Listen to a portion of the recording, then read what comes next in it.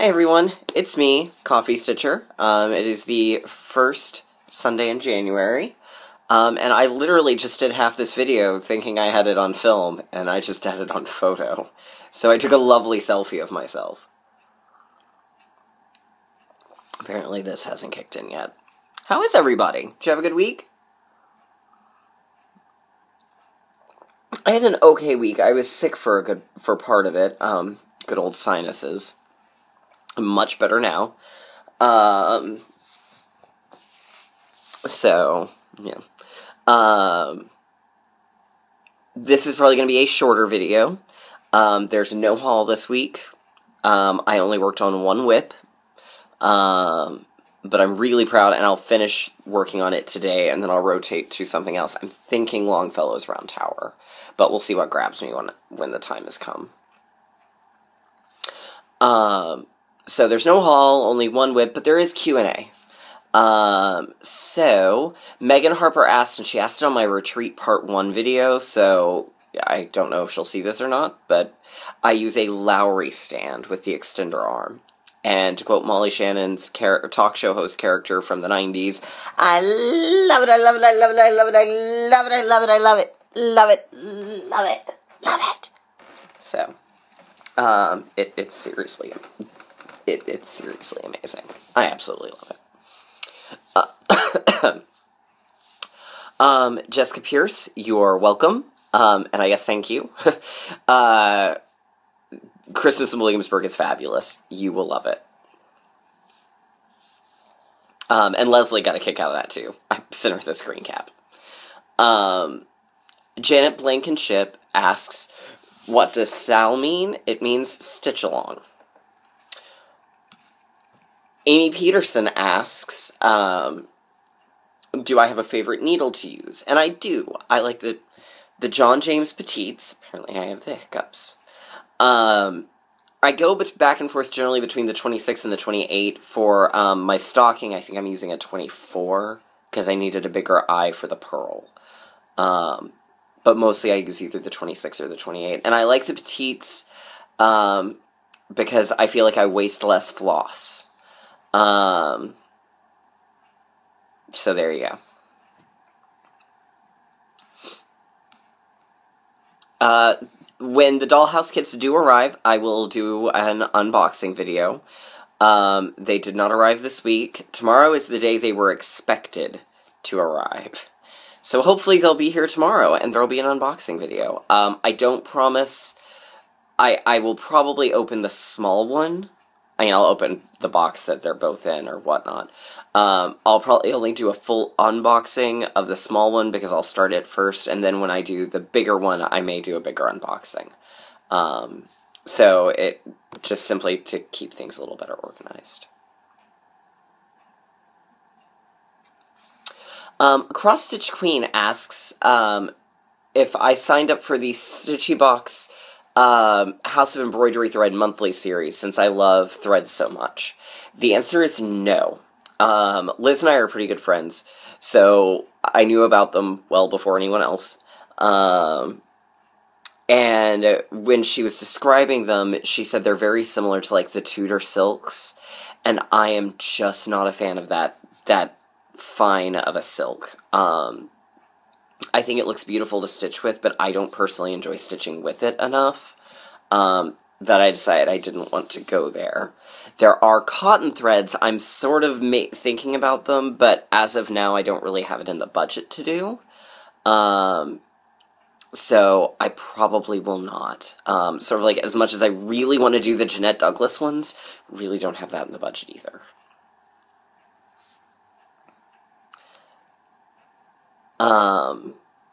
Rolanda Dueck asks, how do you store your specialty threads? Do you bobbinate them or leave them in skeins? It depends. For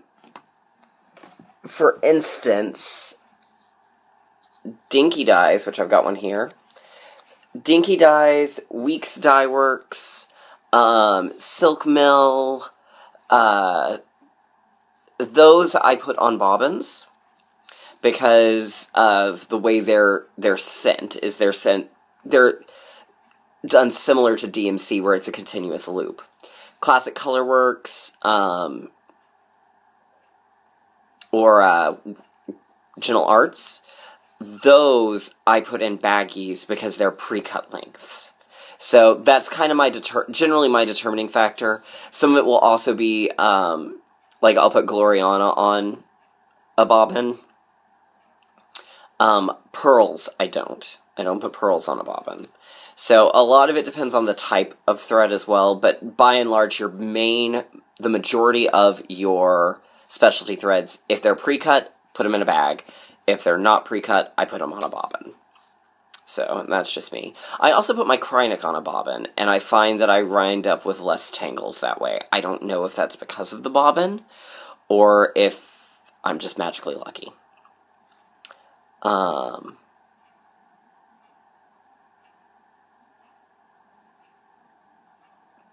Giselle, the Picture This Plus fabric was Ariel. Spelled with a second E, so Aerial. Not spelled like The Little Mermaid.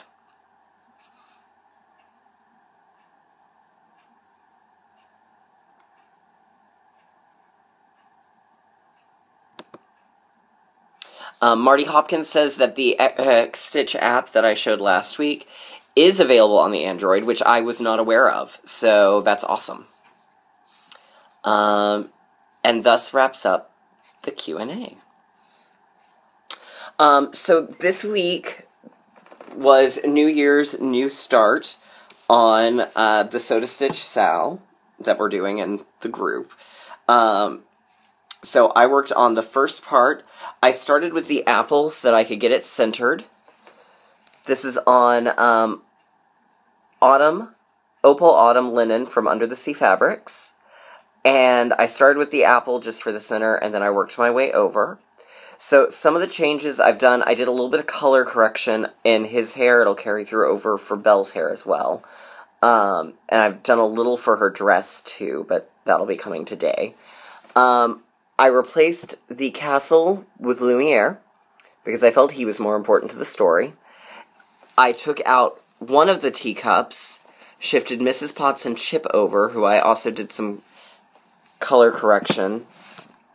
My cushion is slipping forward on my chair, so I'm having a little trouble. Yeah. Okay.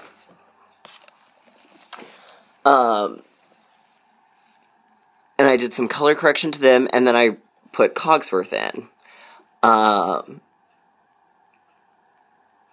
And then where it's gold, I used gold Kreinik to backstitch.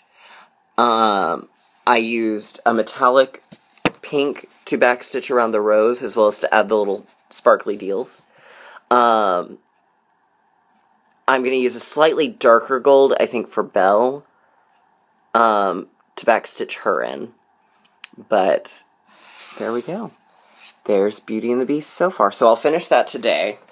I don't think I'll have any trouble doing that at all. I'm having an absolute blast. It's really fun to watch it in the group. Not everyone has started yet. Some people's fabric was a little delayed, or some people had other things they were starting. So I think as the month rolls on, we'll see more starts. But someone started with Hansel and Gretel. Someone else started with Rapunzel. Someone is doing just the Wizard of Oz one by itself, and then is planning to move on to others. So it's been really fun to watch everyone work on it. So, yeah. So like I said, I think this week I may work on Longfellow's Round Tower. In terms of the Stitch Mania stuff, I don't have anything that's scheduled, to be worked on a specific day until the 15th. So after today, I'm kind of open for a little while. So I'm hoping to work on a couple of things, get some progress going. Didn't get a lot of lunchtime stitching this week at work. I took Beauty and the Beast a couple of days to work on. Tuesday, did I have to run an errand Tuesday? Wednesday, I left work early feeling terrible, so there was no lunchtime stitching. One of the days, I think I had to run an errand, and then one of the days I worked on Beauty and the Beast. So the lunchtime stitching didn't have much. So this week I will be taking my stocking to work on. So that's how I'm kind of alternating our Christmas and Halloween ones, is I'm going to spend 1 week on one week on the other, and I'm just going to alternate back and forth each week which one I'm working on. So there we go. And then on the 15th, which will be, I think that's Martin Luther King Day, so that probably will not be the next video. Starting on the 15th, I will do the Charlotte's Web story time. And so each month on the 15th, I will work on story time until it's done. I'll start working on it that day, and I'll spend probably 2 or 3 days on it. So the essential goal is going to be from the 15th to the 18th is that, to get it done in. Because on the 18th is the year of starts. And if I'm not, so that's going to be my reward, is I finish that and then I do the year of starts. And then once story time is done, I will work on Passport. And then that should take me essentially through December, or through the end of November. And then December, I'm not sure what I'll do for Work That Whip, but we'll see. Alright, so that's kind of it for me this week. Like I said, it was kind of a short video. But hope you enjoyed it. I will see you all next week. Bye!